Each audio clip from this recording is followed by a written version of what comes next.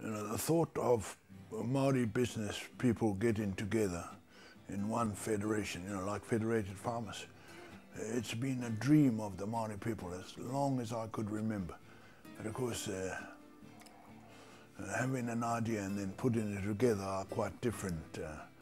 In my mind at the time, I knew it had to be a very special person to tailor it together. And the only person who could do it was, in fact, Te Ariki Sehepi Te Uru. Well, right from day one, it was our kaumātua who were involved in setting up the whole structure of FoMA, along with Sir Hepi, as he was one of the prime movers, and through the Arawa Trust Board.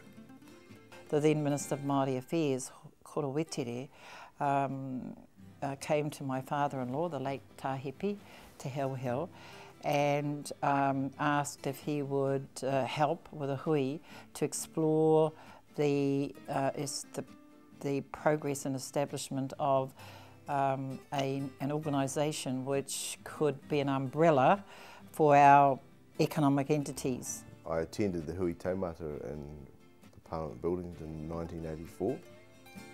Probably one of the few younger ones there of that time. It was the past generation that were there, the leadership at that great gathering, and out of the gathering came a number of resolutions, and one was to form a Māori authorities body to represent their interests. They began in a very small way. I saw Waka Verko earlier on here this morning. Waka was very much part of that early initiative, as so was people like Brian Jones.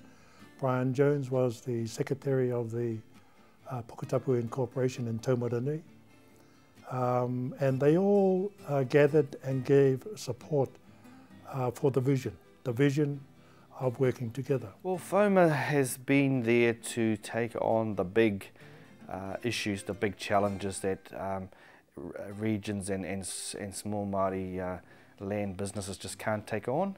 And there's been many over the years, some of which are treaty based.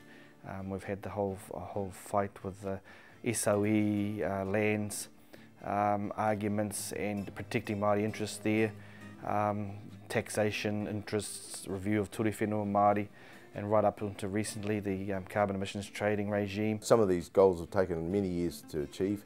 Some of them have been actually quite short programs.